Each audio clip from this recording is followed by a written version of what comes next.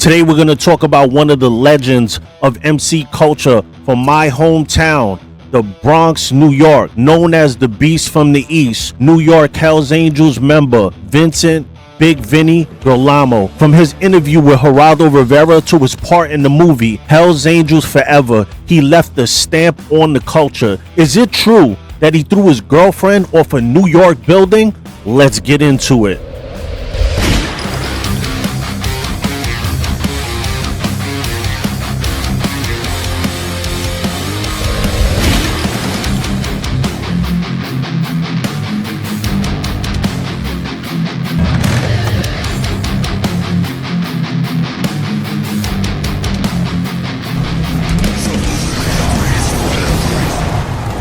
Big shout to the ghosts and the ghostettes. Welcome to Demons Row TV, the holy grail of MC culture, where we cover everything motorcycle and motorcycle club involved. I'm Sos the Ghost. I'm your host for the evening. So George Christie, former Hells Angel, Ventura president, and someone I consider a friend, a big homie, dropped an amazing video about Big Vinny and his fight with another Hells Angels legend, Irish, out of Oakland. And I'm gonna let the story play out. I usually would do a reaction, but I'm gonna let the big homie speak uninterrupted. But go check out his page and follow him on YouTube. Let's get into it. Gonna get into the fight between Irish and Vinny this week.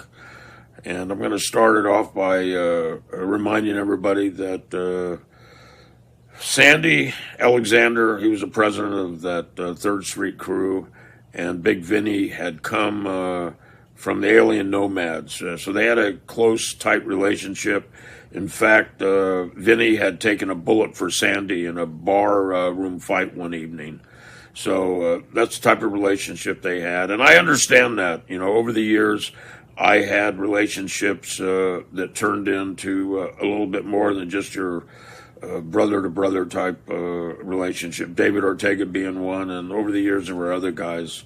So I understood where Sandy was coming from when this fight came down, and the outcome was questionable. Sandy called me, and I'll get into that in a few minutes, but right now we're going to talk about Vinny. Vinny was known as the Beast from the East. His motto, when in doubt, knock him out. Big Vinny Girolamo, I think is how he pronounced it. He was a vet of the Polish Women's Hall. He was there when it came down. And, you know, perhaps maybe one of the last real outlaw icons, legend-type guys. You know, after him, I don't really remember anybody coming along that got as much attention or had a moniker that everybody seemed to know about. And you want to see Vinny, you can see him in the movie Hells Angels Forever. You can also see him on the Geraldo Rivera interview. Deacon from Oakland. Deacon was running Oakland at the time. Sandy, of course, out of New York.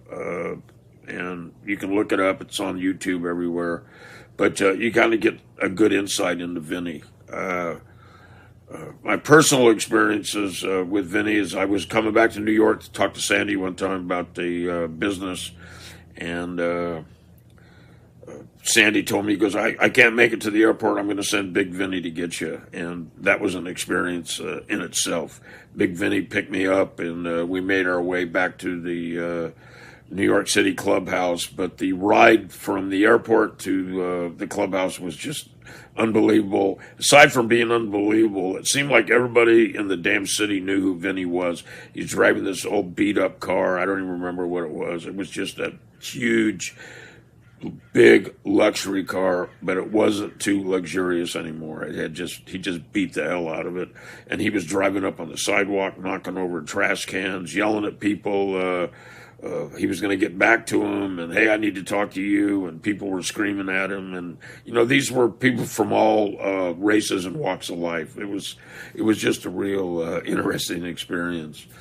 But you know, Vinny wasn't a politician, and he usually didn't show up at the officers' meeting, but this one particular meeting, he showed up. I can't remember if it was a president's meeting or if he just showed up to represent the West Coast. My suspicion tells me it was a president's meeting, and for some reason Sandy didn't come or couldn't make it. He sent Big Vinny, but he sent Big Vinny because there was a big party behind it. It was somebody's anniversary or something. I can't remember. But after the meeting, the party started, and Vinny was full speed ahead. Just like Irish, different types of personalities, but same type of partying combination. They like to go all out, balls out, if you will. And during the course of the evening, there was friction going back and forth between them. And at some point in time, somebody took something that somebody said as an insult. And, real insults are easier to fix than imaginary insults. And a lot of times, you get in these dialogues at these parties and insult somebody, and it's really not an insult at all. It's just a misunderstanding. Maybe somebody doesn't hear something properly, and it turns into an imaginary insult. And those are the worst ones to try to fix because there never really was a problem. So they exchanged words. They went out in the backyard, and Irish just put a beating on Vinny. And it was too much for Vinny's ego, I think. Here you have the guy, the beast from the east, when in doubt, knock him out was his motto. Now he's got to go back home, and he was beat up by Irish O'Farrell, a much smaller, more compact type individual. And I think it was just hard for him to swallow. So he went home, and what he said was he got rat-packed. And that's started a chain of events that continue to this day, because I get letters and emails at least once a week about the fight with Irish and Vinny. And it was a fair and square fight. Irish just outfought him. Irish is a street fighter. He was a better fighter. Maybe Vinny was really fucked up. I don't know. But Irish beat him fair and square. I got a phone call from Sandy after Vinny arrived home, and he said, "What the hell's going on out there?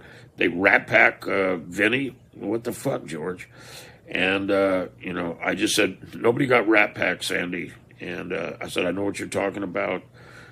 He didn't get rat packed, and I was a little disappointed because Sandy and I were very close. I was working with him on the movie, all the advertising and auditing the books and whatnot as the movie was going around the country, Hell's Angels Forever.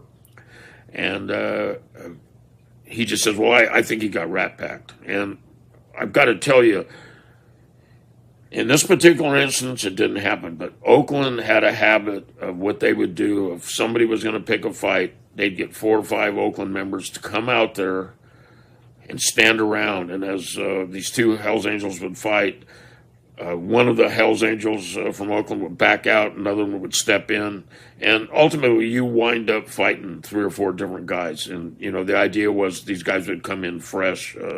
Jesse from Los Angeles, and then later Ventura. I saw it happen to him, and he plowed 3 or 4 guys. And I write about it in the new book at length, so I'm not going to get into it now. But Sandy was pissed. He was not satisfied with what I had to say to him. And, I tried to talk to him. I had a real close relationship with Irish. Irish and I were both former Los Angeles members. And he was notorious down there. In fact, the bars used to pay him to stay away. They'd pay him a couple $100 a weekend because he would, go into these bars, pick fights with the customers, and it just wasn't worth it. It was worth it to pay the $200 to keep him out. But ultimately, after some controversy, which I held up for a while, Irish transferred to Oakland.